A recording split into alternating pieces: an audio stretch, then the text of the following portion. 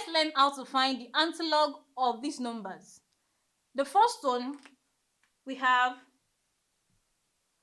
0.6335, and in the previous video we talked about this number being in two parts, the whole number part and the decimal part.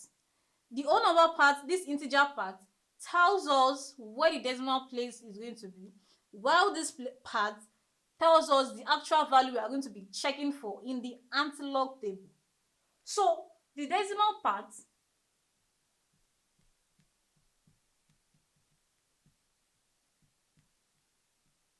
which is 0.6335 gives from the antilog table.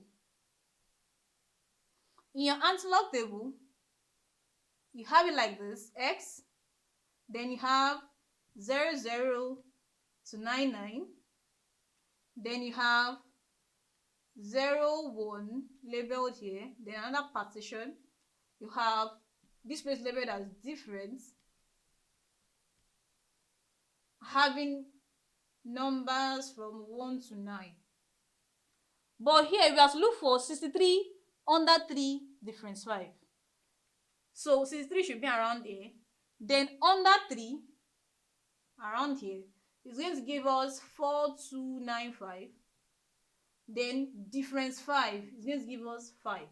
So this 0.6335 gives 4295. Then plus, we have to add the difference. A difference of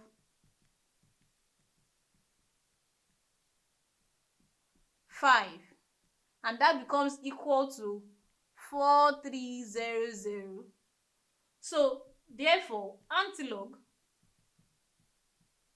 of 0.6335 becomes equal to 4300. Here we have not placed our decimal point, and I said this integer part, this 0, determines where the decimal point is going to be. So if this is 0, that means we'll be placing our decimal point immediately after the first digit, after one digit, 1, then the decimal point. So this gives us the value for the antilog of 0.6335. The second question, B, we are told to find the antilog of 1.6335. Same thing here, the decimal part is still 0.6335, which is going to give us 4300 reading from your antilog table. So therefore, the antilog becomes equal to 4300. Now, the whole number part now determines where we are to place our decimal points. Since we have 1 here, that means our decimal point will be after the first 2 digits, 1, 2. So, and this can be written as just 43 because ordinary 43 is same as having 43.00, and that gives us the antilog. The third question, we have 5.6335. Where you found the antilog 3 under 3 difference 5 from the first question. So the antilog here of 5.6335 becomes equal to 4300. Now, since the whole number part here, the integer part here is 5, that means our decimal point will be after the first 6 digits. 5 plus 1, 6. After the first 6 digits. So let's count 1, 2, 3, 4. Now we don't have any other numbers there. You include 0, 5, 6.